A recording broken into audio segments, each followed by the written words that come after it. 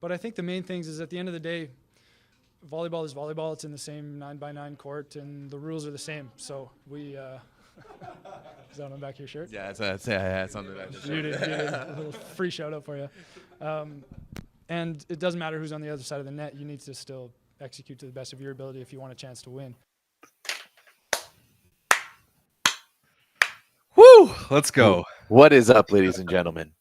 It is Tuesday, September 4th. It is Wednesday, my dudes. Oh, it is Wednesday. You're right. It is Wednesday. My bad. Holiday week. It is Wednesday, September 4th. This is episode 128 of the 81 square meters of the best volleyball podcast on the internet, anywhere. This is the 9x9. My name is Everett Delorme from Toronto. That is Rob St. Clair in Chicago. And holy shit, have we missed you guys. Woo! Holy shit. It seems like, we are going 180 miles down the freeway, and I'm going to use freedom units right now just to emphasize it. And then we just stopped. Crossed the finish line and got out the car and yeah, literally got out the finish line, slammed on the brakes, and just dip set real quick. I think, Rob, it was needed, to be perfectly honest. Oh, for sure. The intensity of watching essentially every single Olympic match over the course of 16 days and doing shows every single day on plus of other content was incredible. I know you had to rehab a nice little collarbone injury. How you feeling? Yeah, it's decent. We're coming up on 4 weeks since I broke my collarbone, like the night before the men's Olympic bronze medal match, and it's coming along decently. I don't have to wear the sling during the show. I can use my right hand for the most part. I can do stuff on my computer and all that, so that's pretty good. And Everett, I understand from your adventures in Hamburg that you and I both kind of have it out for the electric scooter right about now, because that's how I broke my collarbone. And you've got a little bit of a foot or an ankle, or what's the deal? Yeah, I will be going to get an X-ray and an ultrasound on it tomorrow to finally figure out. But yeah, I was in Hamburg to work at the Elite 16 event there, which was awesome. Got to watch the retirement of an absolute legend in Laura Ludwig. That was awesome. Which was it was so special. She's been one of my favorite players forever. So to be able to get there and witness that and interview her throughout the process, we did a really sick interview with her and Agatha. I know I'm talking beach right now, but if you guys are interested, those are legends of the games. They talked about their 2016 Olympic final. It was amazing. But literally the first thing I did, because I forgot a piece for my tripod, as I was heading over there, I looked up where I could grab it. Something? No, never. No. This doesn't happen. No, this doesn't happen. Funnily enough, this is the second time I've had to go to this camera computer store in Hamburg. The last time I went was for Worlds in 2019. So I already knew where to go, but that didn't really help me much on the way home, as I was encountered by an elderly couple on the bike path as I was zooming on a scooter, and it was either hit them or bail, and I bailed. And my ankle took a bit of a beating, and it, according to the doctor, we're not sure yet because I haven't had any word, but there's a slight sprain, a little bit of tearing, maybe a bit of a fracture. So, of course, I didn't realize this until I came back to Canada. So I spent an entire week limping around Hamburg working on it. But yeah, Rob, I think you and I both have. I don't think there would be another time like we had in where were we? Oh, Austin that one time, and then Ottawa, where we were ripping around on the scooters. I don't know if we're going to be doing that anymore. Yeah, my wife would kill me. I'll put that out there. She has banned me from scooters, and she's probably not wrong. Although it's gonna, we'll see. We'll see the next time Everett and I get together, wherever and whenever that is. But yeah, it's good to be back. We've missed you guys. This is by far the longest break we've ever taken since we started the show in late 2021. And it's funny that that we just so happened to start the 9x9 in late 2021, because kind of the way that we're going to get back into doing the show is we're going to go back and look at the quad recap. We're gonna go back and reminisce and talk about kind of the entire Olympic cycle, just national team. If we talked about Club 2, this would be like an 8-hour show. But we're going to talk about the whole national team quad. I think men's and women's. I think we can do them both. Since this man yesterday, we're trying to plan this out, and he's like, "Yeah, we'll go like 15-minute for the Yeah, men, that's not gonna happen. 15-minute for the women." And I was like, "Bro, in what world are you and I going to spend 15 minutes on the past 3 years of volleyball?" That's not gonna happen. I think it's optimistic to try to do women and men. To be perfectly honest, we'll have to see. We'll have to see how that goes. But luckily, we've got like 4 or 5 weeks until the club seasons actually really start and really get into it. So we have a little time to fool around a little bit. Yeah. So we're gonna rip through the quad that just ended. We're gonna talk a little bit about the quad that's coming up, like starting in 2025, because God forbid we keep the same format for 2 consecutive Olympic cycles, because the calendar is completely changing. The Olympic qualification process is completely changing. The World Championship has 32 teams, and those were just announced, and it's completely ridiculous. We'll talk about it, but it was an interesting trip down memory lane, Everett, as I was putting this together. I was looking through all the tournaments since the Tokyo Olympics, so not including France's first of 2 straight Olympic gold medals, as we start here on the men's side. Remember that there was that completely like that goofy Euro volley right after the Olympics that year, where France hired Bernardino, and then they partied the whole time and lost the Czech Republic in the round of 16. And then Italy went on to win with like a 19-year-old Micheletto and Yuri Romano, who is playing in the Superlega B League. Like this is like the time period that we're kind of talking about here. This seems like ancient history. Yeah. Can we actually like start with that Euro Volley 2021, because that had so many things. It had a classic Slovenia beating Poland. Of course, love that. Of course, great. Love that. And then that was really the coming out party for this Italian team, right? Everyone was wondering at the time, like, what was the Italian team going to look like without Zaitsev?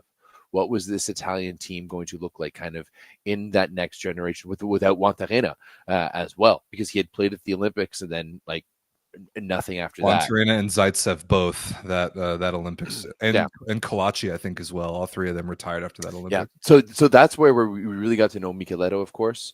I mean, Micheletto had already led the Italian team at the VNL in scoring that year in the bubble, and then was a starter for the Italian team. So he was already kind of known, but that's really when we started to figure him out and learn about him. That's when we met Lavia.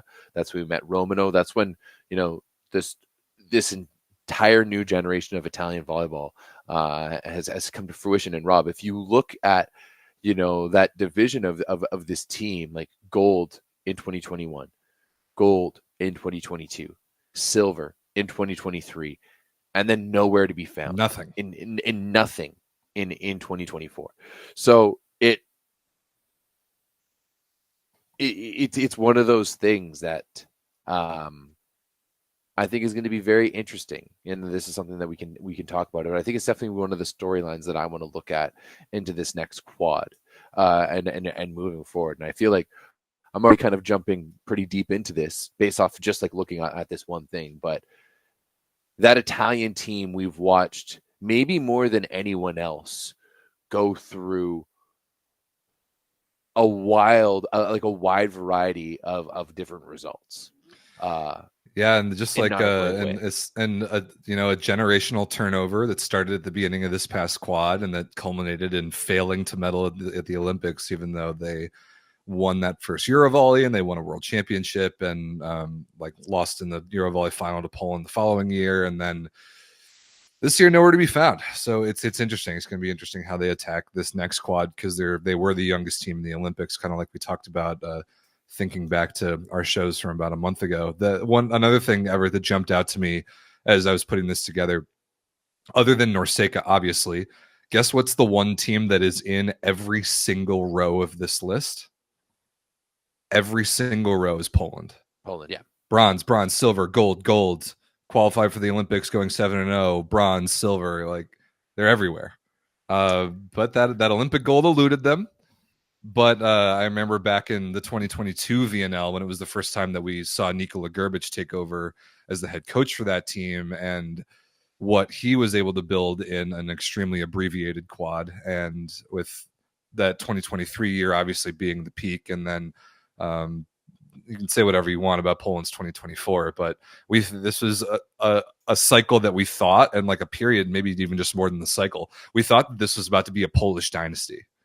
And even coming into this calendar year, we kind of thought it might be like the coronation of a Polish dynasty, and that didn't quite happen. I mean, their fingerprints were all over this entire Olympic cycle, but it wasn't the them running away from the rest of the world like we might have thought it they were about to do. That's really what we hoped, right? Kind of, yeah. That's really like when you look at where we thought this team was going to go, especially with the success that we saw from Polish teams and Polish clubs and Polish athletes on the club level. Like we saw throughout this time, Poland dominate at the club level. 3 Champions Leagues in a row. Dominate, the Champions League. And even the one that they didn't win, they were still in the final, right?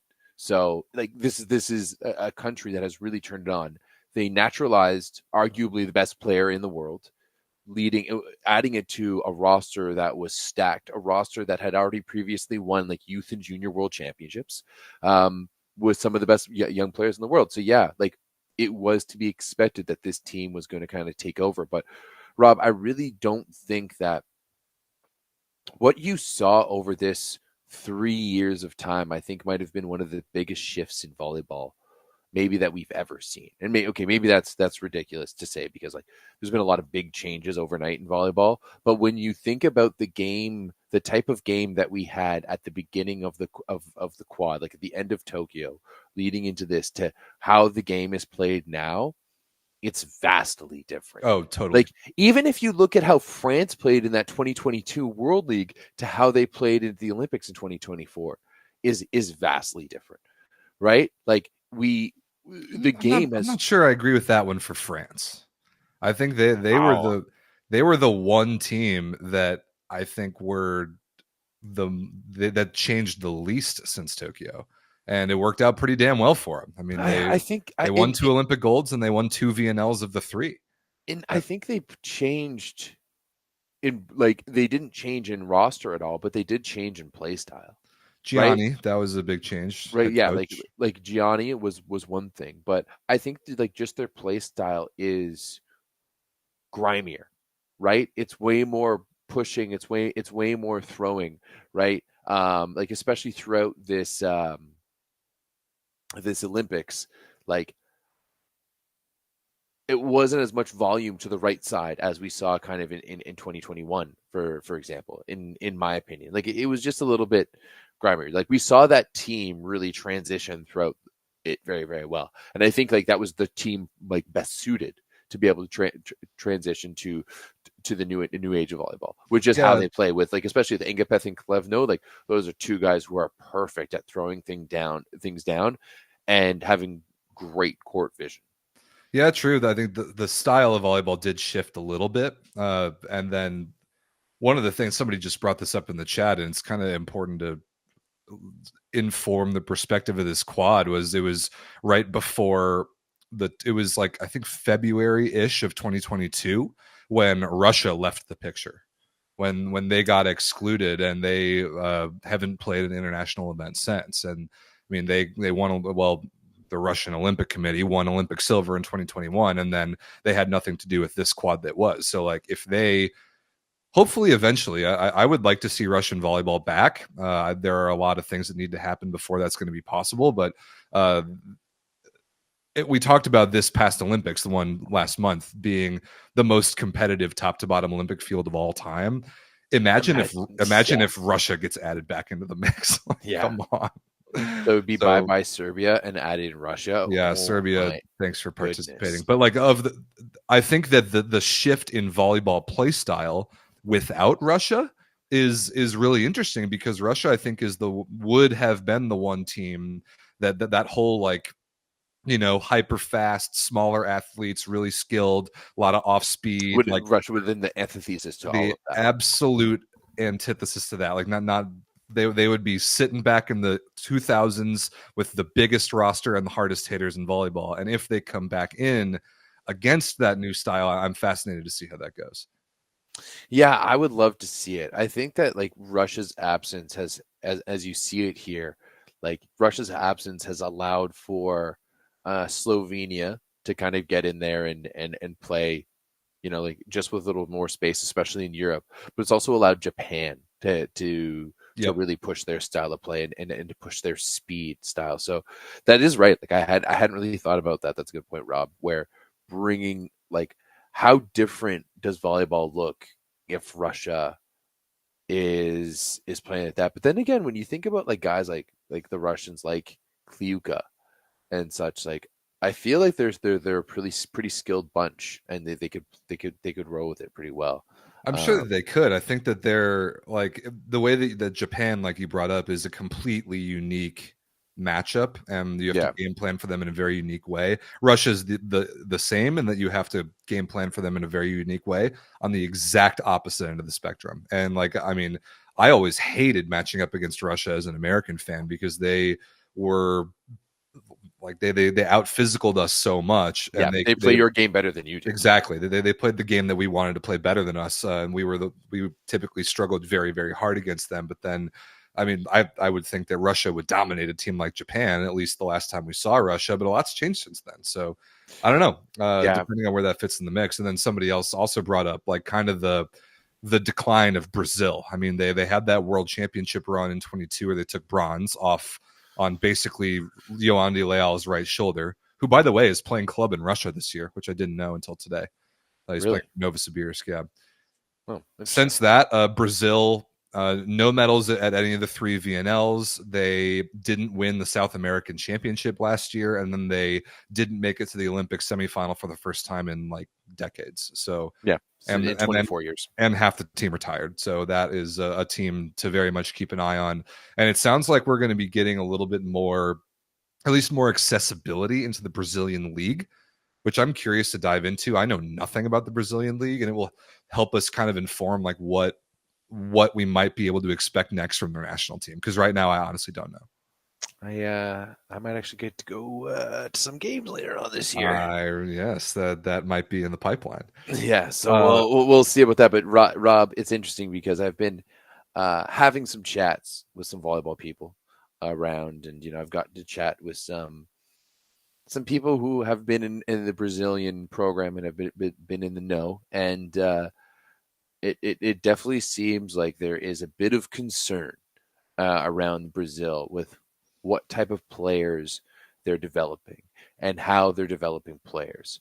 And we're seeing it. Like, I think we saw Adriano come out this year and really have like, especially that one good match at the Olympics. Surprisingly very good at the Olympics. He was the leading scorer of the Superliga, but I mean, I've gotten to see Brazilian junior teams in the past few years, like live and in person, and I really haven't been that impressed to be perfectly honest, right? So I think it's somewhat concerning, to be perfectly honest, about seeing this decline of Brazil, because that it just leaves like people have been mentioning it in the chat, like Europe has dominated the past quad, owned, right? And like the US, I think like to be honest, the US and Canada are like doing what they're expected of them, right? Like especially the US is out there doing. Canada's out there getting a few wins. Cuba could be a little bit better. We expect more of you guys, okay? But like Brazil has not been relevant. Like this has to be their worst quad of all time, right? Like we said, didn't make the semifinals for the first time since 2000, right? At the Olympic Games, and failing to win the South American Championship and only one international medal, which was a bronze. Yeah, dude, this is did not make, like, they won the VNL in 2021. They won the bubble. Did not do better than 6th place at the VNL in 22, 23, or 24. Right, could not get past the semifinals. And Brazil is a team that typically puts all the resources into VNL. Like, like this isn't Italy, who's kind of jumped up and stuff like that. Like it was their main guys. Like I watched Bruno play like pre-tournament matches in Gatineau, right? So like that shouldn't be a thing. Like as Rob said, losing for the first time at the South American Championship. Like this is not the Brazilian team and program that we have come to expect, and that's a bad thing. Right. So yeah, definitely a program to keep an eye on. By the way, you're talking about Bruno. One of the things, another topic that we kind of want to take a show to talk about between now and the club season starting is we want to, I would say it's like the honoring retirees episode. Like we want to just look back at all the players that have announced their retirement from their national teams post Olympics, like not club retirees, but national team people like Bruno, like Marco Petrosinin, like some of the women, Serena Koga, Joanna Volos, some of those are up in the air, obviously, but we'll take an episode and talk about a lot of those players and highlight their great career achievements. You brought up the U.S., and I honestly thinking back on this quad, there are a lot of memories that come up. There are it's just interesting to look back at it because we kind of knew who we were post Tokyo, roster wise. Like everything was pretty much in place, with the exception of kind of the ascension of Taylor Averill. Really coming into the spotlight, I'd say last year and then especially this year. But other than that, we were basically the same team. Like once we knew that we were losing Taylor Sander after the 2021 Olympics, we're like, all right, we know who we are. It's going to be TJ DeFalco and Aaron Russell once he got healthy, and we kind of knew how everything else was going to go. VNL 2022 was, silver without Matt Anderson. That was a nice little memory. Silver in 2023, losing to Poland in Poland. Certainly wish we would have won that match, but we also killed Italy in the semifinals that year, and that was pretty nice. So, and then winning Norseca, that match was awesome. Obviously, Everett, we were there. We did the broadcast. Olympic qualifiers was really positive. The Olympic bronze medal, I capped it all off. So, like, I have mostly good memories looking back on this quad for my country, at least. Rob, I have a few things to say actually here. Please. Your USA was like my Toronto Raptors in 2016, 17, and 18, when they were one of the best teams around, one of the best teams in the league, one of the best teams in the NBA, first place in the regular season. But there was one man and one team of destiny, you might say, who stood in front of them. And that was LeBron James and the Cleveland Cavaliers. So much so as they called us LeBronto for a while. I remember it well. And then, bam, we won in 2019, and we'll have that forever. Suck it, Kawhi. You haven't won since. The guy can't even play basketball anymore. Exactly. You should have stayed here. We kept care of you. But I digress. But that is a pretty good comparison. The right? difference is that there's nobody, like, Poland stood in our way for a lot of this squad, and that was annoying because every single time we kept losing to them in Poland. That's the part that always pissed me off because, like, we could beat them. The Olympics. Except the Olympics, the Olympics they beat us in France, but like the World Championship they beat us in Poland twice. Yes, that VNL final in 23 beat us in Poland. Like that VNL in 2022, we played them in the semis without our opposite, and we killed them 3-0. I mean, let's be honest though, Rob. It's not like playing them in the U.S. would have given you any guys help. No, I mean, especially in Chicago. Right? It would have been like playing in Warsaw, anyways. You know exactly what that crowd would have been like. So. You know what? I think for that argument, anywhere you're going to play Poland, Polish fans are going to show up. So it's always going to be, and American fans are non-existent. Are not. Yeah, so, why are people? Rob made these graphics. I didn't make these graphics. Hey, I put Norseca in there because we are Norseca people, and we did the broadcast for that tournament. Yeah. So you should go back and watch those matches. I mean, yeah. Speaking of like Everett, I want to touch. Whoa! No, I still have some. Some USA takes. Yeah. Let's hear it. Have some USA takes. Let's hear it. My other one is that I think in the long run, it was better not to have Taylor Sander on this team. I agree. I think that in the long run, this is.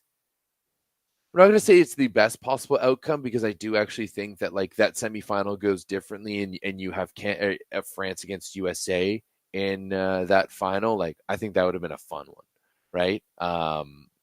It could have been different, but I think that when you see. I'm not going to call it disappointing, but Taylor Sander goes to the beach and they don't qualify for the Olympics. right? Like they let Miles Partain and Andy Benish, and then like Chase Budding, like the teams that everyone expected to qualify for the U.S. for beach, like didn't happen. So you just saw him maybe struggle a little bit on the beach and just not get there. And I don't know if he would have put the U.S. past, and like I don't know if he would have moved the needle and any more on the left side. And it sounds like it would have brought maybe a little bit more drama in involved. Strongly agree. So because then you don't like, then you have, how do you choose between Aaron Russell and TJ DeFalco and Thomas Jischke and Taylor Sander? Like that's just a lot. And yeah, it didn't seem like it maybe worked the best when he was there, and it seemed like this was probably the best roster for the United States. Realistically, they were just missing Jake Haynes. I mean, as far as like teams that did legitimate damage this quad, we said at the entire quad going into the Olympics, it turned out to be these same 4 teams in the Olympic semifinals that we thought all along had a chance to win. That was France, Poland, Italy, and the United States in no particular order. And kind of like we said to wrap up the Olympics, like the U.S. men did all that with by far the least amount of resources and support of any of those other world-class teams. So when you put it in that perspective, I feel good about what way? The way that our federation works, the way that our sport is supported in our country. It's like it's a joke in comparison. Yeah, but I mean, I've learned some things recently about like it's a joke in some ways, but most players in other countries aren't getting compensated the way the American players are. Does that mean they're going to be better? But I'm just saying that like it's not like they're lacking amenities on the road and stuff like that, and they actually get supported like financially through that.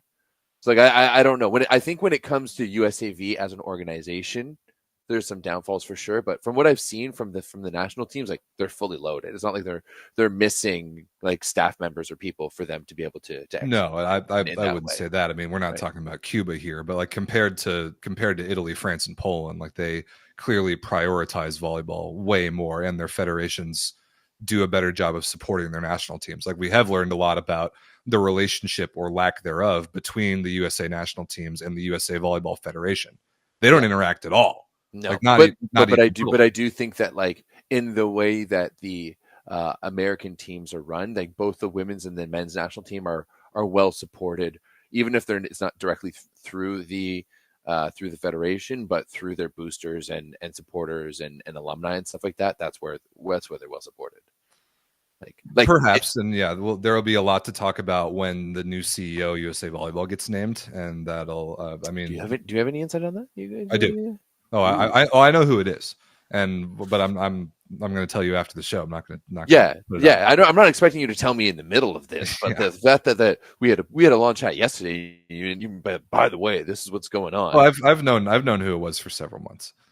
So wait, no, that's you gotta share the dibs on that. We'll see. This is going to be. We'll see. No. Oh, I'm going to tell you. I'm not going to tell these people. No, of course not. They don't. We'll see about this quad for American volleyball, not just the national teams, but just like volleyball in America as a whole is going to be very, very interesting. Yeah, I mean, I was really just watching before this. I was watching the replay of SMU's upset over Nebraska. Yeah, what the hell? That came out of nowhere. What is going on with that? But at the same time, they were talking about the attendance numbers, and it looks like attendance numbers on women's volleyball across the U.S. have like skyrocketed. And when you think about League One, that's going to be starting up in November, massive. You're going to have the second year of the PVF, huge. Like there is so many. Yeah. There's so many good things. The good things that First Point are doing on the boys club side and the boys high school side. Like there is so many good things happening for American volleyball, and I think it's happening. All of this good stuff is happening at maybe one of the most precarious points for the USAV, where there's so many things happening and there's been a clear mismanagement with the relationships at the club level, and now you've got a new CEO coming in, right? Like there is you got to admit, I'm bringing up some good points right now. Like 100%. like, you're absolutely right. The there USAV business is a complete nightmare at the moment. Is a bit of a disaster right now, right? And all around it, you have everyone else who's taking up the reins, and now you have big players like the AAU coming in. Like you've got big organizations like League One and the PVS coming to play along. Like American volleyball is going to be in an upswing. And I don't think the USAV is ready for it, which is why, Rob, as like we go back to the way the national teams are supported in the US, I actually think that it's probably a good thing. Oh, it because definitely they're way is. more insular and way more insulated from all that, and most of their resources don't come necessarily from the USAV. It comes from other ways. So I definitely agree with that, and the huge luxury of hosting the 2028 Olympics will give us a lot of freedom this quad. But it'll also be really important to strategize it correctly, and I do think that the new CEO will try to build a sort of relationship and connection and do some of the strategizing. That is a topic for another time. If you're Matt Anderson, has he announced he's hanging it up for sure? No, his post-game interview courtside after winning bronze was he said, "I'm not retiring." Said he's not retiring like necessarily. If I'm Matt Anderson, I don't play I don't play national team in 2025 and 2026. I think that a lot of players will do that exact thing. Skip take 2 years off. And then you come in and just be Daddy Anderson for 2027. The 2027 World Championship summer, I think you'll see a resurrection of sorts. I hope so. Me too. I really hope so. I think that's going to be huge. Rob, since we just talked about the US, can we talk about Canada for sure? This quad real quick, because I think fucking good on us, baby. Like shit, roller coaster after that 2022 World Champs or 2022 Vienna, but that even extended into VNL 2023. We were 2-10 in 2022, 9-3 in 2023, 3-9, 3-9. Sorry, bad. Right. Bad. It was bad. But we were able to get it together, and now I truly think that Canadian volleyball is actually in a good spot. Like, sure, we didn't make it out of pools. It wasn't the ideal performance for us at the Olympics, but we still made it there when we thought we weren't going to. I mean, it would normally be a thing that I would talk trash to somebody about, just being happy to be there. But I completely agree with you. I mean, we weren't agree with you the whole time. We weren't happy to be there in terms of like the results don't matter. Like losing sucks. Not saying that, but like get based on where this team was in 2022. Oh yeah, absolutely. Getting to the Olympics was the goal in itself. Us qualifying directly in that way was awesome. And then just a reminder that even if we had to qualify via the world rankings, we would have been able to do it. We wouldn't have been able to do it like that. So suck it, Turkey. I don't know why I picked you guys. Oh yeah, because you got 3 down by Denmark again. Yeah, they did. Oh my god, I forgot about that. Well, the first time they got 3, they lost to Denmark. They lost in 5. And they lost in 5. But no, and then they beat China. This time they actually got 3 down. In like a Euro volley qualifier, like that. That's like that. I'm gonna say there has been a little bit of volleyball that's happened in the last month. It's like U20 something and like Euro volley qualifiers. Like come on. If you're into that, great. That level of volleyball, at least for me at this very moment, is a little bit beneath me, and I didn't watch any of it. But I enjoyed the memes in the Discord about Turkey losing to Denmark. That was very funny. And that actually brings me back, Everett, to how I wanted to wrap this up a little bit, is just not just like storylines, but what are some favorite memories of yours? Just some like as a volleyball fan, like some matches, some moments, just some like things that you remember from this Olympic cycle, like or maybe some jokes from the show, because the times are pretty much aligned. Like, so what are some funny things or some just fun, happy memories from this quad? I mean, shit, dude. I really liked the one that comes to my mind in when we were doing like our preview show for the 2022 World Championship. Ronnie Cuban Spike came on the show and thanked himself. Oh yeah, that's definitely. I really liked that one. I liked our drunk stream. This is not even like international volleyball, but our drunk stream when we were in Austin, and then That was a good one. People came in and pretended to be Finn Taylor in the Discord. That was an all-timer. Which is an all-timer. It's really tough because I've watched so much more volleyball in the past 3 years because of like the Discord and the show and everything than ever before. So it all just kind of meshes all together. Yeah, some things stick out, but yeah, it's just like a big. Okay, what sticks out? What sticks out for you? I mean, our Norseca is a big one. I mean, Norseca last year is a big one because we were there and because like just doing that broadcast was such a big deal for us and for that event, and the matches were sick. I mean, that 5-setter Canada over Cuba in the semis was unbelievable. That like Jordan Schnitzer ace in the 5th, that was sick. The USA 5-setter over Cuba in pools when we were down like 8-4 in the 5th and came back, and Aaron Russell ripped the ball to like 8 feet cross court off a bump set inside 3 blockers. Like, man, yeah, there were some very fun memories in there. I mean, even like Japan beating, who did Japan beat in the VNL semis this year? Slovenia. Yeah, they pumped Slovenia. Japan killing Slovenia, like Japan. Who do they beat in the first round of VNL? I feel like they had an unreal 5-setter that I just can't really remember. I mean, the VNL bronze match the year before in 23, like Japan beating Italy in 5 that year, that was really fun. Yeah. USA killing Italy in 3 that year was really fun. All those Eurovolley semifinals with all like the Slovenia drama, and then Poland getting over them in 23, like.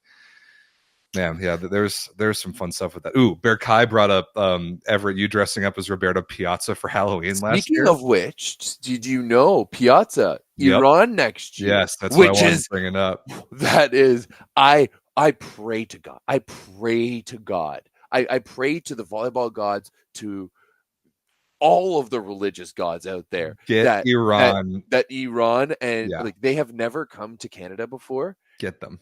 I cannot tell you where, but I can tell you, confirm to you that VNL will be in Canada next year.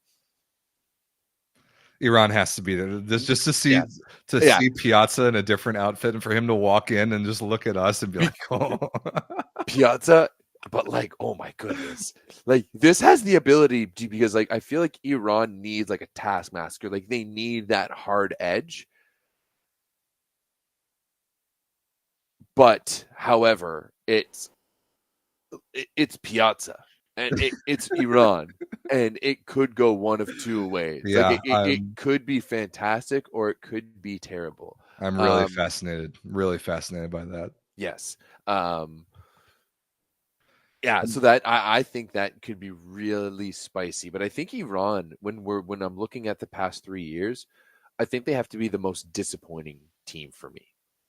I'd say them or maybe Argentina. I mean, Argentina. At least Argentina was still somewhat relevant. At least Argentina, still went to the Olympic Games. You know, like they didn't have the firepower that they did in 2021. DeCecco wasn't as good. Facundo Conte wasn't as good.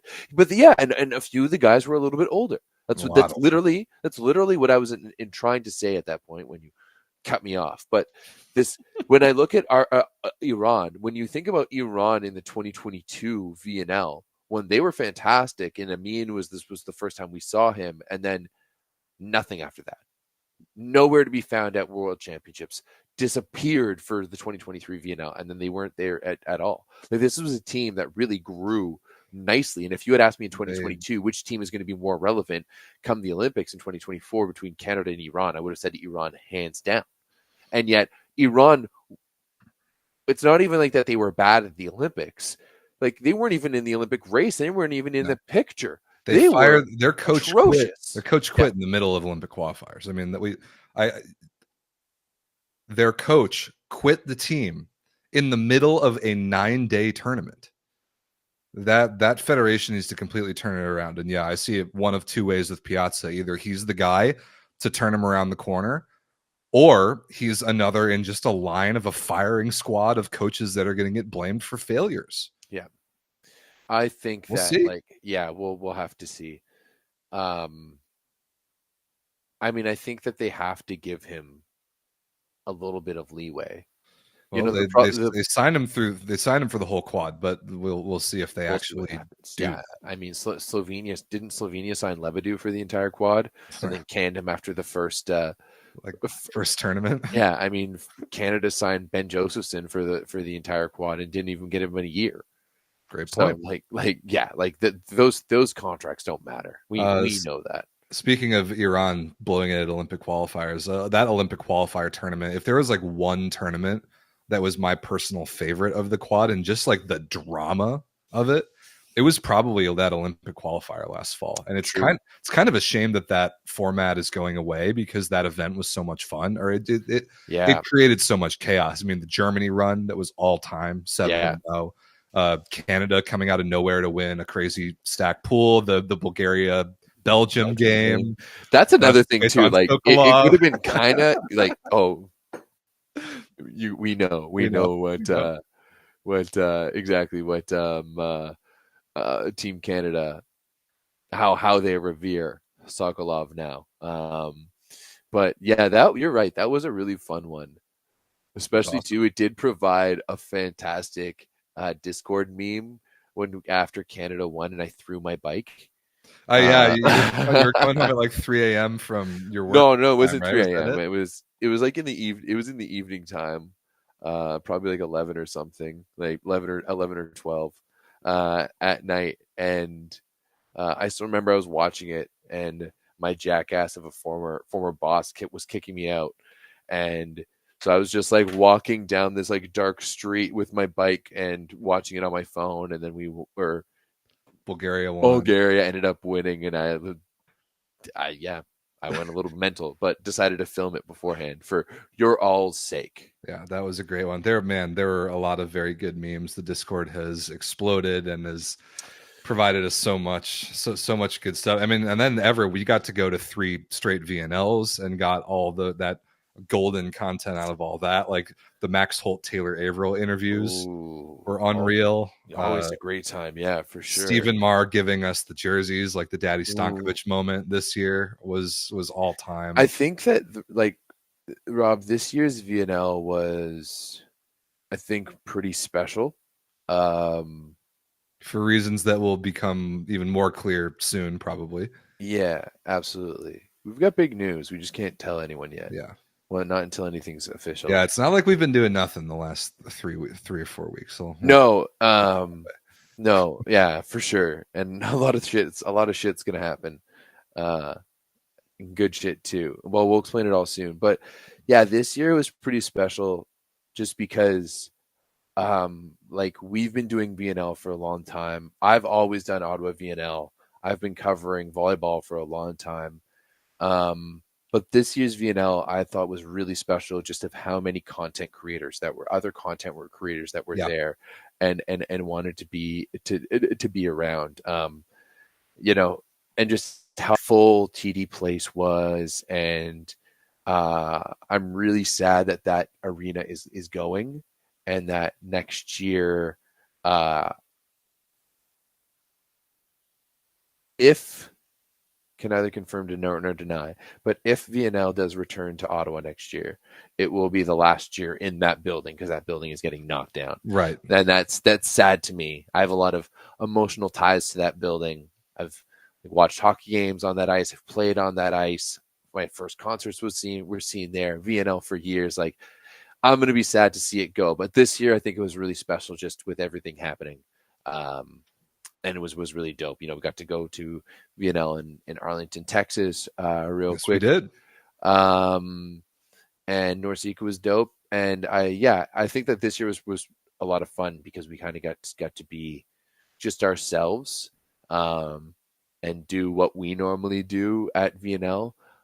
Because I'm pretty confident in saying that we're not going to be able to be sneaking beers into the stadium anymore and drinking 3 beers a match, as you and I are known to do at VNL. We'll see about that. We'll see about that. So, yeah, and incredible memories that, and many of you have been a part of them. Maybe many of you that have watched for years or have just like jumped in during the Olympics. Like it's been really, really fun to be a little part of all this stuff and just like to have a reason to watch all this volleyball that we've watched. And there's been a lot. Everett, I think I do want to like power through the women's too, because like, oh yeah, no, we got time. We got time to do some women's stuff. And I think for me it was really special because like I'll be the first one to say that this show and the Discord made me watch and appreciate women's volleyball so much more. 100%. And it's not that I didn't appreciate it or watch it before, but I would only watch Canada or I'd only watch big matches. And when we started talking about this stuff, it really started to, oh, holy shit, Holly Wong. Love you too. We love you. And it really made me start appreciating women's volleyball and really like getting into it. And I love that so much more that, you know, I'm able to talk about women's volleyball and just having watched it way more, because this is truly one of the greatest eras that we're ever in for women's volleyball. And we're seeing right now, like the teams that are coming up, the talent that's coming up, the superstar players, the superstar players, the names and the personalities that we're seeing right now in women's volleyball is all time. And it's amazing because I fully believe that women's volleyball is the best women's sport. And I've always been a fan of women's sports, whether it's been hockey or soccer or ringette, basketball too. But I've always believed that volleyball is the best women's sport. And it's why that so many young women decide to play it. It's why it's the best and best selling women's sport in the NCAA.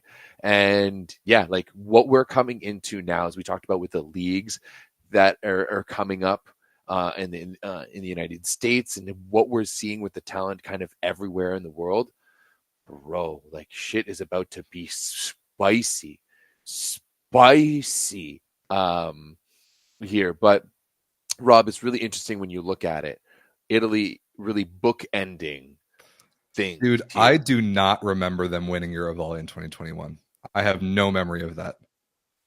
I mean, it was post Olympics where they lost in the round of 8 in that Olympics, and then they won Eurovolley, and like they beat Serbia and an up and coming Turkey and like, I don't know, probably the Netherlands. Man, I mean, that one was an interesting one to look back upon because I just don't remember it. Like I don't really have any memories of that. And then almost the same with the 2022 VNL. I remember that one a lot better because that was the year that Tijana Boskovic didn't play the whole tournament and Serbia won bronze anyway, and they upset the United States on the way to doing so. And that was like the last time we saw Paola Egonu like happy with her situation with Italy until obviously the Mazzanti era, which was the nightmare of 2023. And then the way that Italy came back from that this year, which we've documented pretty well, culminating in Olympic gold. Like their storyline alone is remarkable. To bookend it with meaningful titles, but then the what happened in between being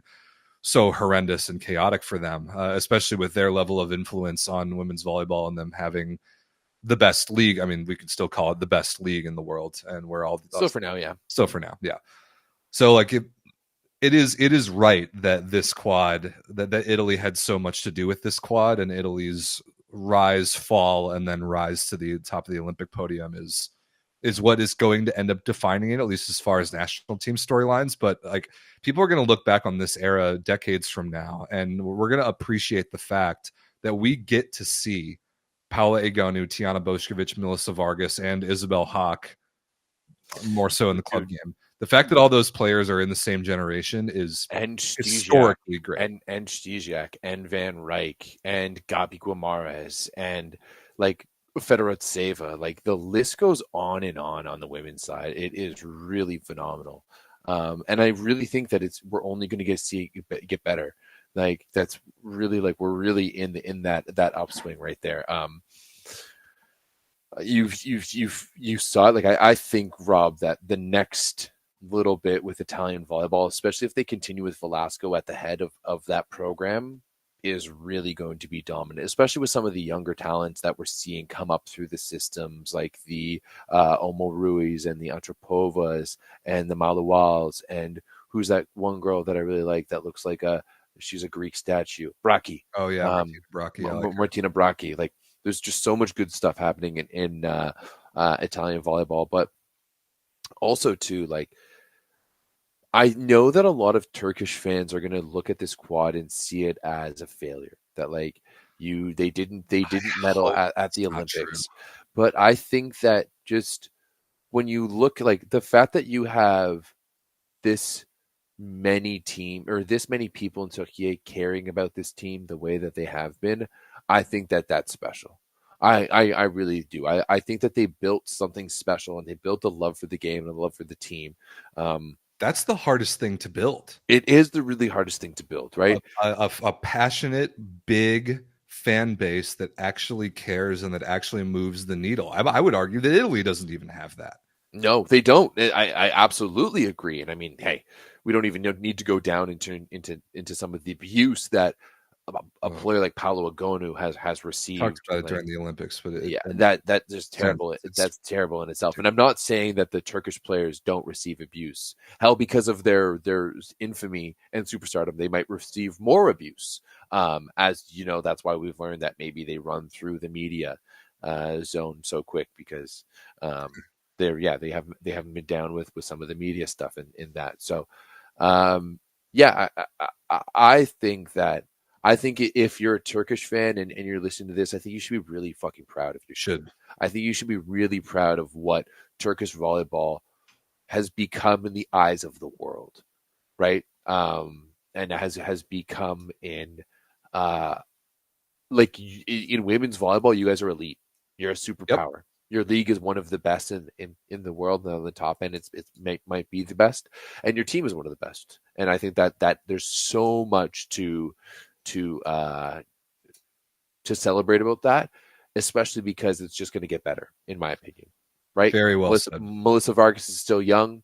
Your team is still young. Your federation is still growing.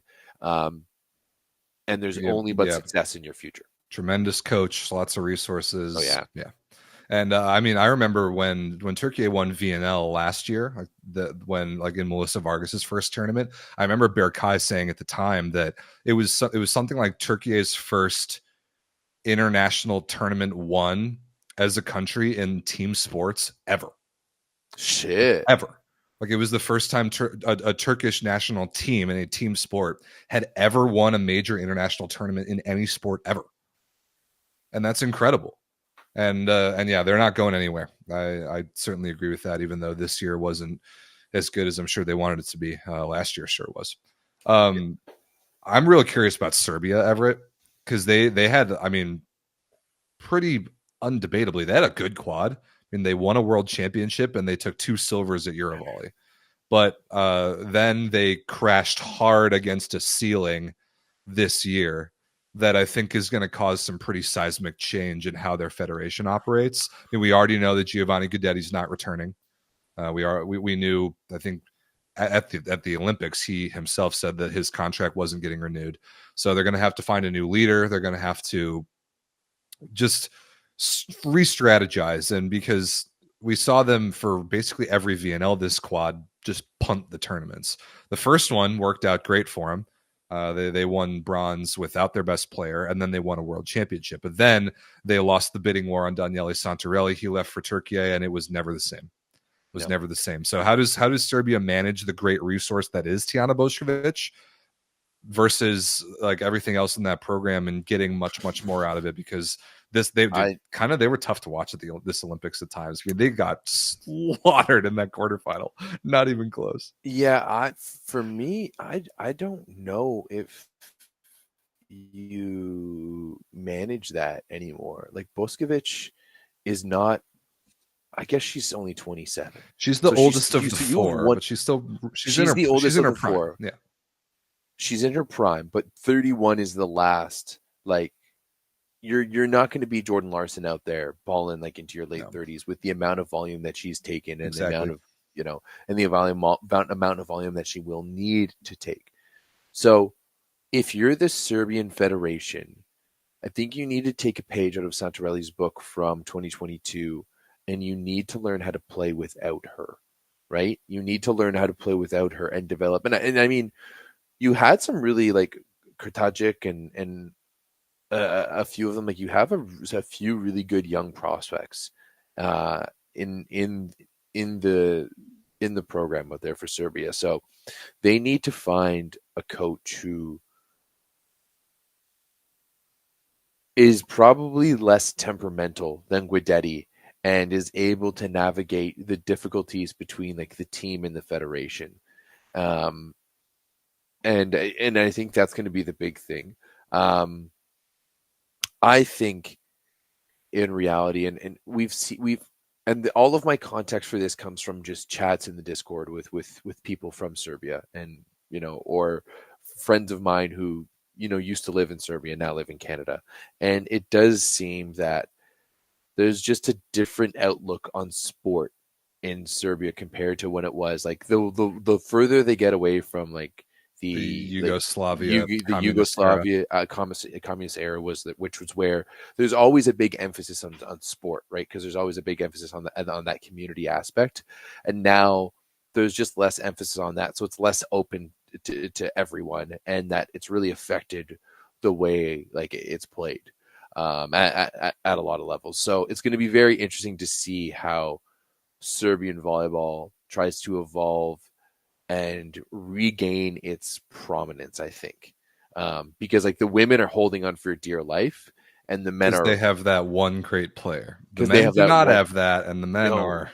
See the you men- later. Yeah, I mean, like the men, we need to chat about it, but yeah, like there's going to be a lot of questions for this Serbian team, and I don't think we're going to see them to be in the elite in the next squad.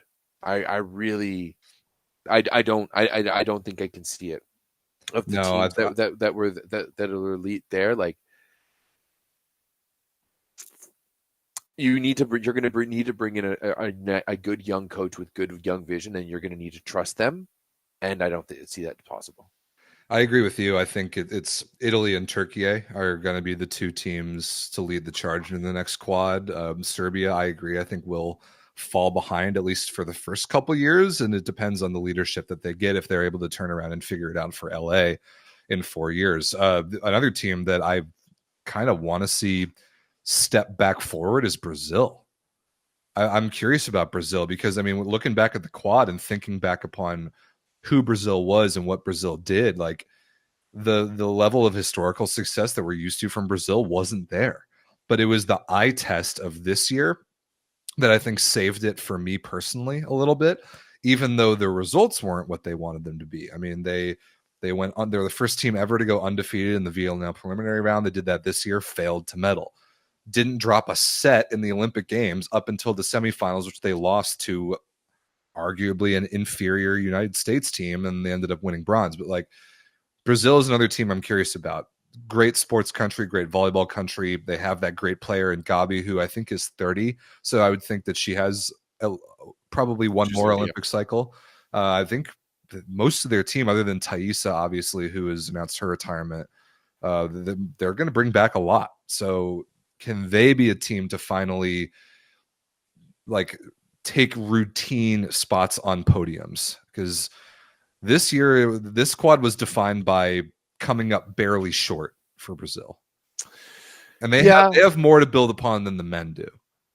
Way more to build upon. And you've got more young talent coming up, like with Julia Bergman, who we saw kind of do some good things here. Anna Christina, who's like 20 years old. Like this is still a young team. Yeah, but Christina is going to be an international superstar by LA 2028. It's crazy to remember how young she is. Yeah, absolutely, without a doubt. So I'm not too worried about Brazil, mainly because I think you tend to see women's volleyball. Honestly, I think the women's volleyball is a little bit different because of the NCAA. And because of that ability for top athletes to get out of their countries and go get developed in the best development league in the world, and that come back with it. Like I think where you're seeing some of those issues is in those like key development stages, especially on the men's side, is that they're just not identifying the best players and allowing them to come through, and then like you're kind of left empty-handed. Whereas on the women's side, you have that ability for some of those top players to, go to the NCAA or go play in Europe at a younger age and really kind of supplement that. So that's why I think the Brazilian women are going to be still fine, but it's tough out there, dude. Like there is so many good teams when you look at the teams, like even when you look at teams like China, and I'm not really going to count Japan into that because the one medal doesn't really allude to anything, but even like the teams further down, like a team like the Dominican Republic or a team like Canada, that can push a lot of teams. Like the women's side is so deep right now. And winning is tough, right? Winning is really, really tough. That's well said. We've got a Brazilian fan in our chat. A shout out to you, Orisao Volley, who's talking about some of their prospects. And it does sound like that Brazil has good things coming up. So that's good to hear. But yeah, winning's hard, man.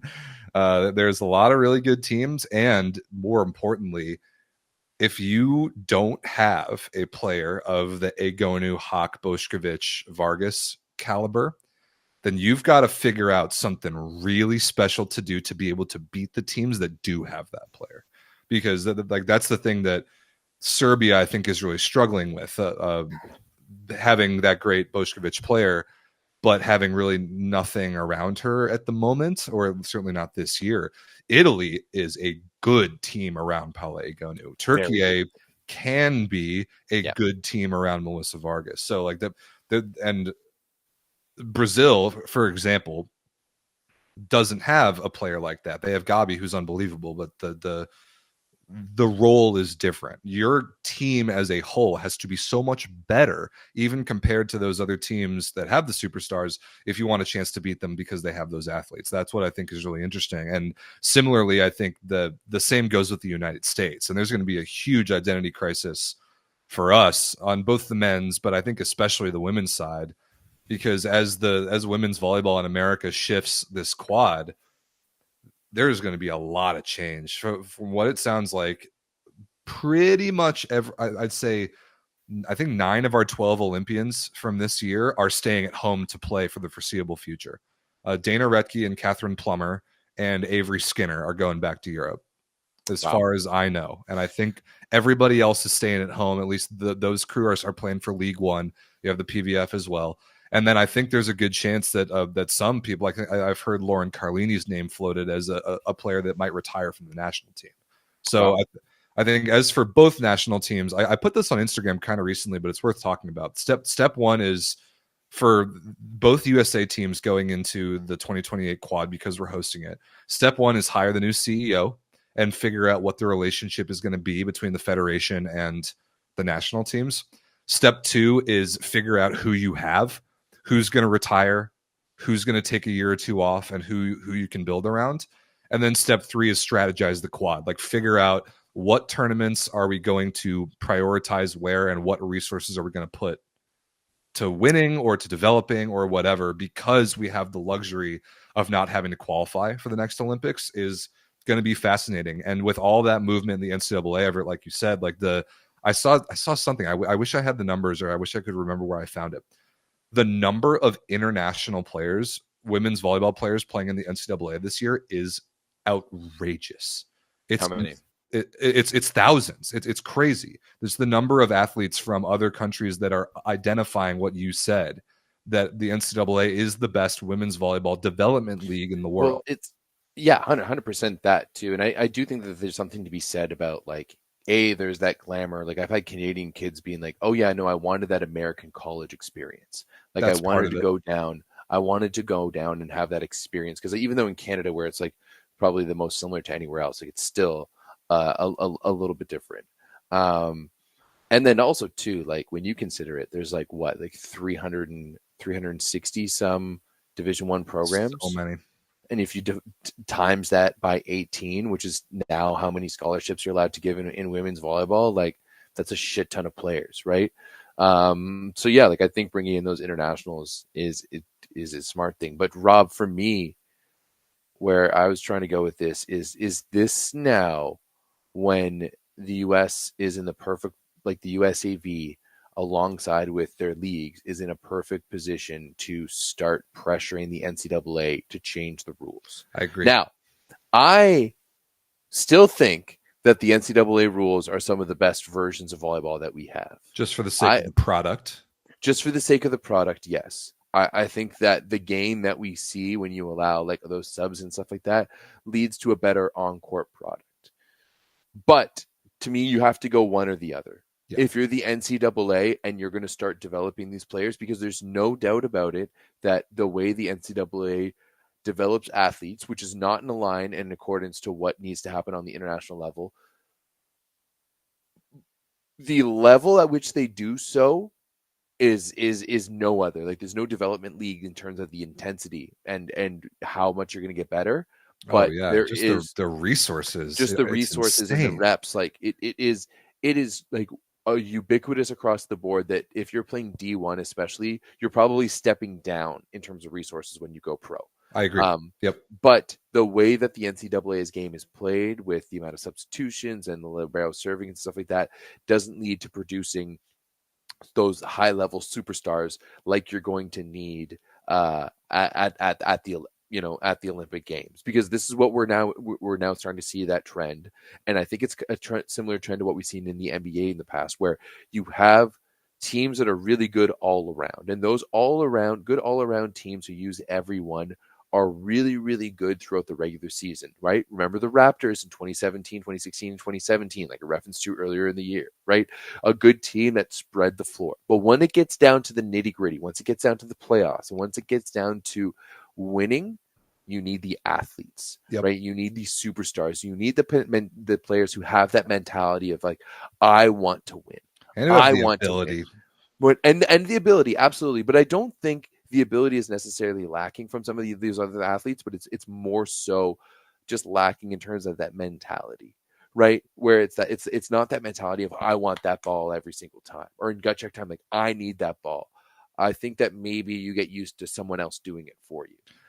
There's something to that. I agree. Which is funny too, because this quad largely for the American women was a failure. This was a terrible quad until a magical run to Olympic silver. You guys like Karch saved his job. 100%. Karch saved his job with that win against Poland, right? The Poland win was the quarterfinal. Yeah. Quarterfinal. 3-0 smacking. Oh, and the Brazil win was the 5-setter in the But like once again, like imagine had the US lost to Poland in that quarterfinal. Thought we were going to, honestly. You thought we both picked it. It was a lot different. Whereas like I think that like in 2021, for example, if it's not in Tokyo after a COVID year in the bubble with no fans, I don't think the US necessarily wins. I think that like that tournament was so much more of a mental battle, and like that's where you said it yourself, like the US won the mental battle of that tournament. Definitely. And because they were the most mentally strong, but I don't think they were once again like the best team back then either.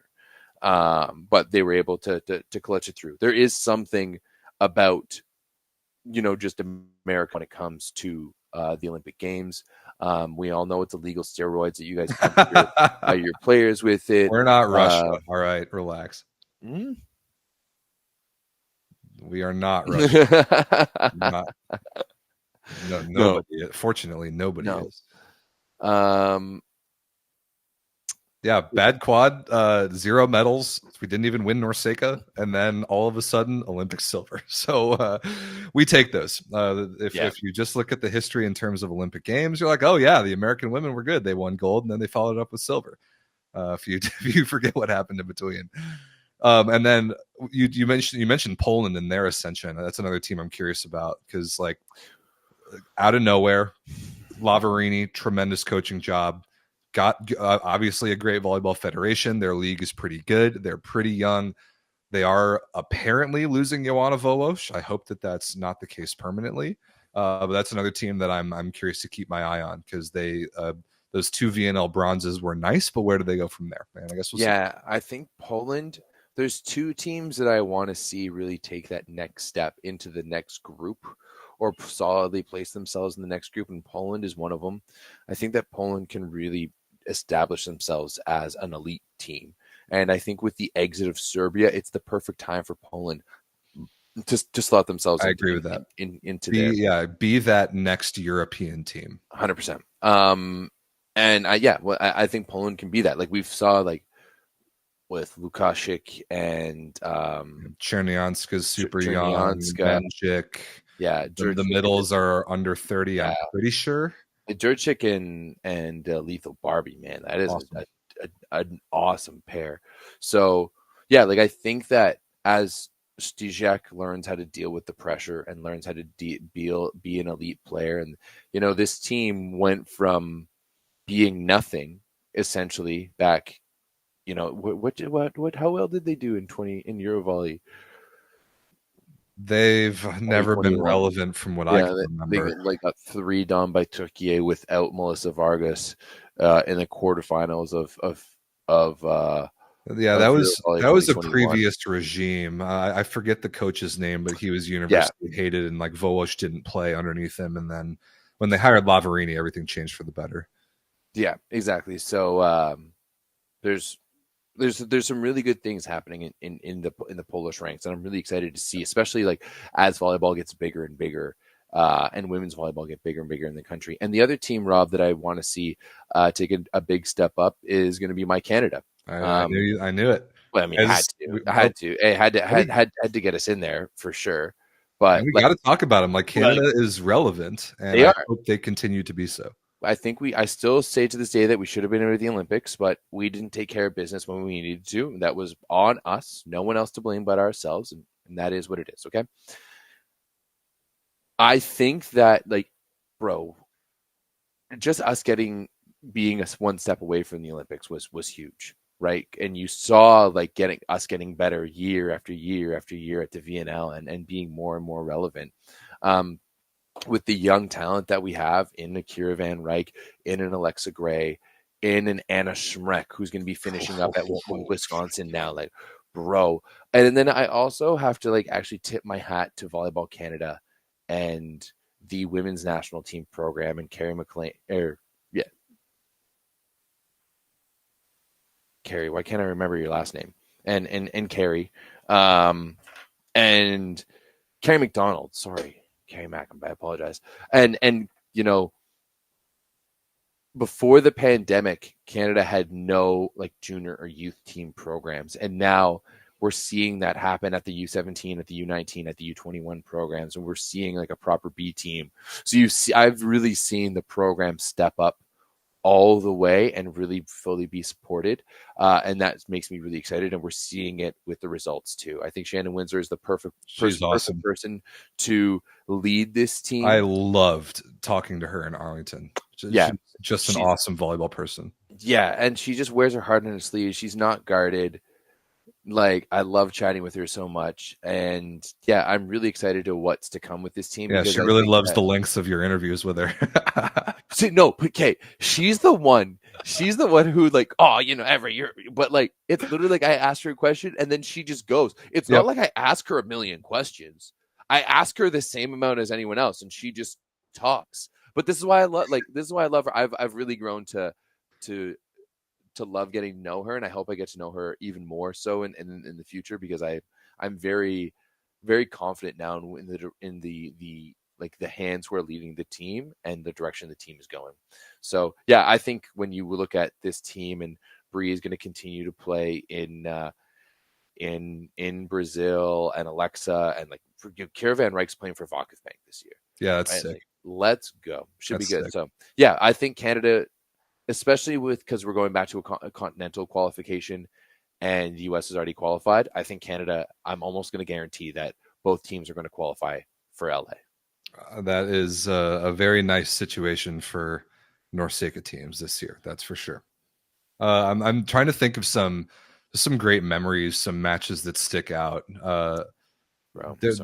Yeah, there are some good ones. There's so many of those Brazil-Japan 5-setters that we got, like in all those VNLs and the Yeah. 2022 World Championship. That was a great one. And then just like getting to see Gabe finally see Nolan. some of these players in person in Arlington this year, like getting to see Melissa Vargas in person, like blew me away. Like, I mean, you said it that women's volleyball is the best women's sport product in the world. It's not even close. It's the best. And it's even more lopsided when you talk about seeing it in person. Oh man, it is so fun to watch in person. Yeah. I'm excited that we are going to be able to watch way more women's volleyball in person next year, Rob. I'm excited that we're going to get to watch way more volleyball in person at all next year. Period. But very excited that we're going to get to watch Agonu in the women's. Oh yeah, championship. Yeah, people there. So I was going to say that I have more like highlight memories that stick out in my head from this women's quad in the club game because of some of those Champions Leagues and some of like the Lega Volley Femminile finals and like Coppa Italias and stuff like that. But we are just talking about national team. But yeah, it was pretty cool. The fact that Champions League Final Four this year was the 4 teams with the 4 best opposites in the world. That was pretty sweet. Yeah. Somebody just said the M word in the chat, the Mazzanti word. Ugh. We don't talk about him. Peter, come on. And yeah, Nawrocki was the terrible Polish coach that was like almost Mazzanti tier of stoogery. I don't think anybody can ever get to that level. Maybe. So something to aspire to. If you're a coach out there and you want to get recognized on this show for your efforts in tremendous stoogery, then maybe you can get we have an award for that. The Davide Mazzanti Award. We do have an award for that. So yes, we do. All right, Everett, there's something that I want to talk about that it's been a very long time. It has been a very long time. Oh shit! Since Daddy Stankovic made an appearance. It's been a very long time. Did you have to go find so the last time we hid him, I honestly have no earthly idea where it was. I mean, we were talking about it right before this, Everett, that the last show that we even did like with this graphic set was pre-VNL because like we did, it was actually the episode right after the Champions League final back in May, because then we immediately jumped into VNL. And then VNL ended in July, and then we took like a week and a half off and dove right into Olympic stuff. So we waited. Oh, I actually found it. Oh my God, I can't believe I found it. I'm going to zoom in here. I found the last time that I hid Daddy. I have no idea who found him, but this is the Japanese men's team after winning VNL bronze. And this is one of their staff members in the front row. So it worked out really well that I had this saved. You like this one? That's so good. I love that. Oh, this is a good one. So if you are a new viewer to the show post-Olympics, somebody in the chat says, who the hell is this? Well, it is a pleasure to inform you. This is Dragan Stankovic. He is our hero. He is Daddy, and we have a segment where I hide him. I Photoshop him somewhere in the show, and you guys have to try and find where he is. So normally the way we would do it and the way that we'll do it for next week's show is you'll have to keep an eye out for Daddy. And if you find him, you have to find the timestamp of where in the show he shows up and comment that in the main YouTube comment section after the show's over. And if you do that, you'll get a shout out next week. So like, this was the last time that I hit him. I have no idea what episode that even was. I don't know who found him. So sorry if that was you like 2 months ago, but yeah, Daddy is something of a mascot. And it is great to know that post VNL, he is now aware of the fact that we kind of worship him. His wife now refers to him as Daddy, according to some of the Serbian guys that you drank beers with in Ottawa. We've literally seen her post on Instagram calling her Daddy Stankovic. Right. As part of Modena's preseason, like they posted a photo of him and I commented Daddy with all the heart eyes, and Dragan's wife liked my comment and I put it in the Discord. So he's acutely aware. We love Daddy Stankovic on this show, and I will tell you that he is hidden somewhere in this episode.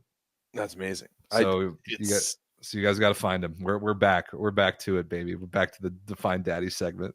Define Daddy. It's I think this, like, that was one of the things that this year was pretty wild about, is just like entering the zeitgeist That was great. in that way, like, yeah, it was just a wild ride. And I think it's just about to get wilder. It just might. Are we going to move on to the last thing on the menu We here? We are. Because I want to speed through this kind of quick. And as we talked about at the top of the show, this quad is over. The next quad is coming up. This one will actually be I honestly don't give a shit about any of this. I just want to talk about next year. We'll be doing that. We'll be doing that. But like next year, as one of the major tournaments and the biggest shift in the schedule for the next quad is that we're going from one world championship every 4 years to two. There's going to be 2 world championships this quad, and they're going to be on the odd years. We're going to have a world championship next year.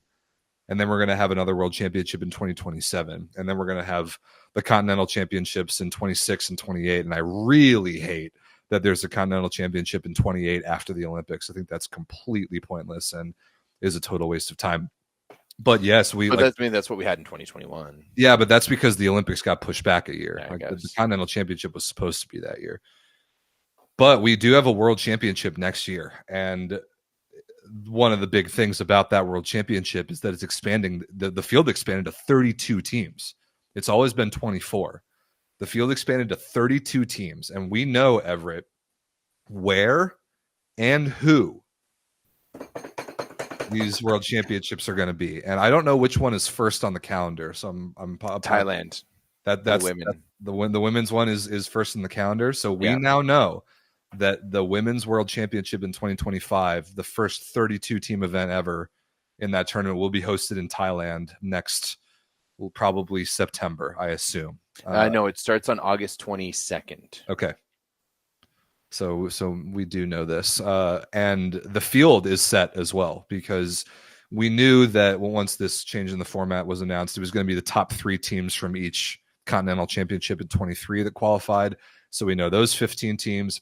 You got the host, you got the reigning champs in Serbia, and then you got the next 15 highest ranked teams in the world. Dude, there are going to be some bad teams in this tournament. Yeah, there are definitely. Actually, bad teams in this. Is this the men's list? Oh no, this is the women's qualified teams. Yeah, once you start getting down to the bottom, it is going to be bad. It's going to be bad. I mean, first and foremost, there's going to be 3 teams from Africa. So you've got Kenya, Egypt, and Cameroon. That's bad. So that's bad in itself. Norsega's got 3 teams.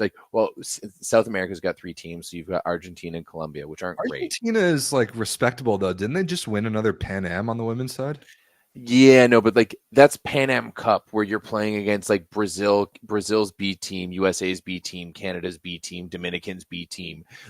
It's Argentina, Colombia, and Mexico who have their actual teams there. So whatever. An event beneath as far as watching it goes. But then once you look at the world ranking teams, you've got just qualified through the world ranking. The first line: Poland, Germany, Belgium, respectable. Sure. Czech Republic, Puerto Rico, Ukraine. All right. France, Bulgaria, Cuba. But still, that's all right. Then you really start Sweden, Mexico, Slovenia. At least you have Hawk. So I'm happy that she gets to play, but Mexico, Slovenia, Slovakia, Spain, and Greece. At least we're filling it with European teams. Right? At least we're not filling it with random Asian teams. Vietnam is in. Where's Thailand? Oh, Thailand's the hosts. Okay. Yeah, Vietnam is in there. There are going to be some bad teams in this tournament. Oh yeah, and Rob, I do believe we might be there to watch some of it. It is possible. And one way or another. Early on in that tournament, I think it's going to be 8 pools of 4. I'm pretty sure is the format. Yeah. There are going to be a lot of 3 dongs. Yeah. A lot of 3 dongs in that pool play, dude. It's not going to be very fun, at least in moments. Then by the end of the tournament, it'll get extremely fun. But sorry, oh no, yeah, the women's championships will be from. The men's championships is in Manila from 12th to the 28th. Yeah. So the women's championship. Why can't I find the dates for the women's championship? I know it starts the 22nd, and I think it finishes right before the men's. Thailand gets the Women's World Championship. It starts. We don't know.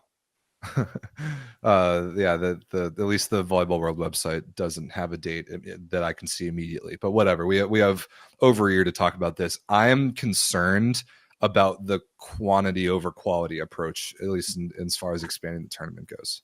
Like, what's the what is really the benefit I of think adding those 8 teams? I think we need to change the format. Like, are we going to do this same format where you basically, like, there's 2 sides of the tournament that don't meet each other until the absolute end, where you end up playing the same team 3 times? No, it's not like the last Women's World Championship where It it's like better that not second, be. it's not that second phase of pool play. It's more, it's I think it's just straight up 32 teams, 8 pools of 4, and then top 2 make it out, and it's a 16-team single elimination bracket, I think. Again, Like, I wouldn't mind if they wanted to do like a pool and then a repool and then, you know, I don't know. but well, I guess we'll have to see. Yeah, we've got a year to figure this tournament out. But yeah, I'm a little concerned about the quantity of teams that probably won't put up much of a fight. And the same goes on the men's side, because it was just confirmed that the Philippines will be hosting the Men's World Championship, and I love this. I think that's a fantastic host. They've done a brilliant job at VNL the last couple of years. I will say that I think Thailand is going to be a fantastic host for the women. I agree. I've heard some fantastic things about the VNL finals that have happened there. I've heard that it's going to be in some really good stadiums, and I, for one, am excited to go try out some Thai food and meet some Thai people and all of that. But when it comes to the Philippines, I am the most excited about going to the Philippines. I am the most excited about this tournament in the Philippines because I really am excited to see the Filipino people show up and show out. And they get a team in the field this time, which in their VNL hosting jobs they have not, but they have been the best crowd in the world regardless.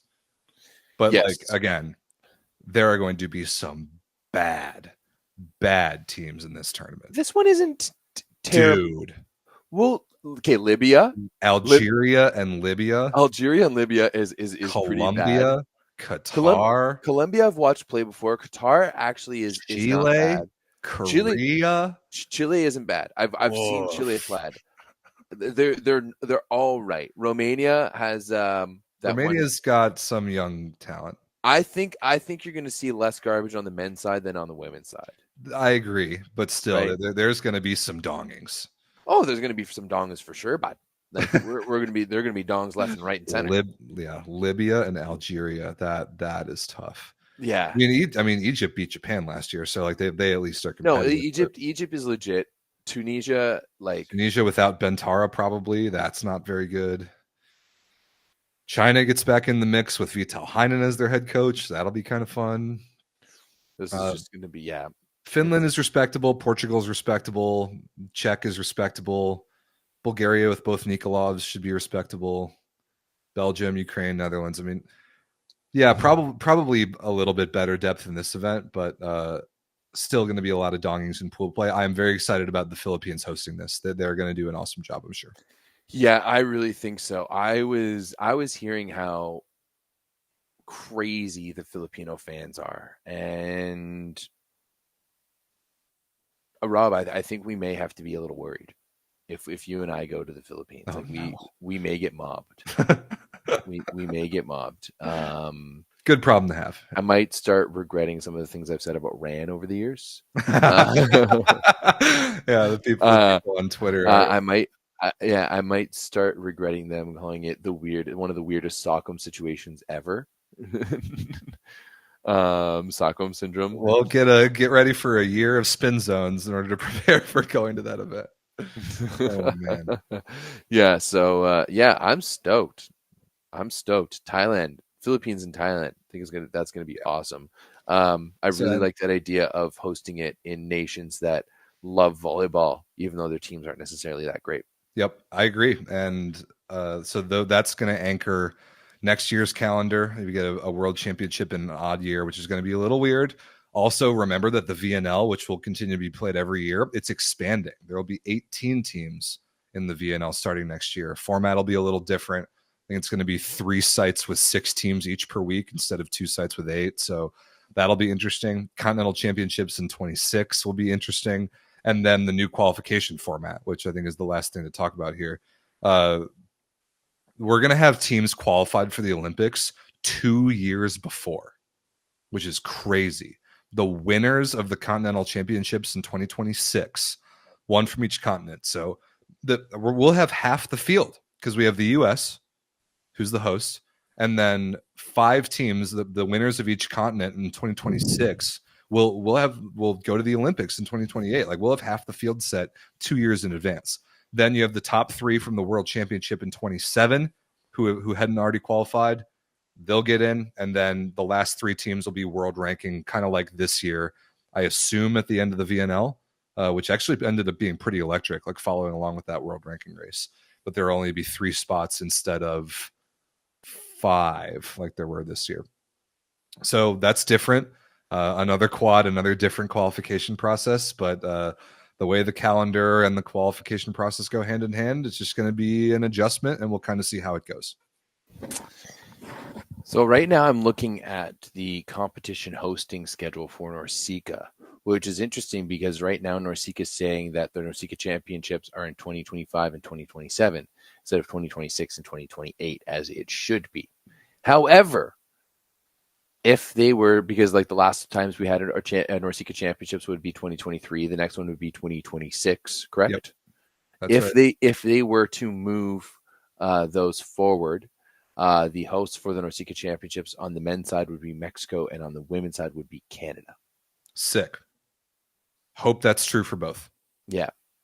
And maybe if we can just swap the men's hosts for 2028 and 2026 so that Canada can just host both of them, that would be perfecto. Getting a little selfish there, eh? I mean, I'm not even going to throw our hats in the ring for hosting because I don't really feel like going back to Charleston, West Virginia. So I do want to do the broadcast, though. I do want to do the broadcast again, NORCECA. Yeah. Let's just talk straight to Cristobal. I don't know if I'm ready to talk to Cristobal. I'll talk to bro. Come on. With who I've been chatting with recently, Cristobal would be a cinch. All right. Okay, Everett. Is that a show? I mean, kind of. I'm sorry. Like, that was almost a show. It's something that kind of remembles a show. Hey, we're getting back into it. It's good to hear from you all, people. It's good to talk a little ball, even though there's nothing going on. Again, we'll let you know what our schedule is like. We'll be back the next few weeks to talk about some things. We'll do sort of like an honorary show honoring national team players who retired, and then we're jumping into club previews. We're going to talk about some transfers. We're going to talk about the leagues, like we always do. And then we're jumping into club season. It's happening. So the Volleyball Source Discord is important, and a link is in the description. We pulled the link out of the description for the Olympics just because we wanted to make y'all work a little harder to get in there. But I've seen some people ask about it, so there is a link to the Discord in the description, and you should join it. 2,200 members. Thank you. Sick. Thank you very much. And we rearranged a lot of how the channels work, and I'm sure that'll continue to evolve with the club season starting soon. So there is always a place for you to talk about volleyball, whatever your volleyball lane happens to be. Absolutely. And thank you very much. We love you all, and to all, good night. I'm tired. Me too. I'm not used to this.